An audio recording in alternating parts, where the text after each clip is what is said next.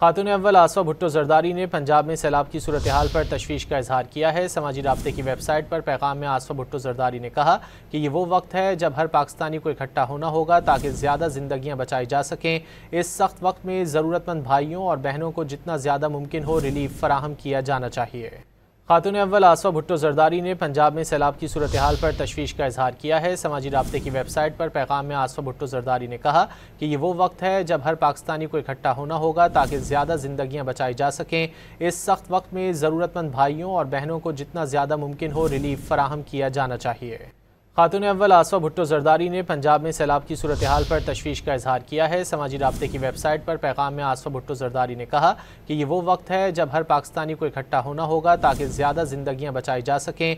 इस सख्त वक्त में ज़रूरतमंद भाइयों और बहनों को जितना ज़्यादा मुमकिन हो रिलीफ फराहम किया जाना चाहिए।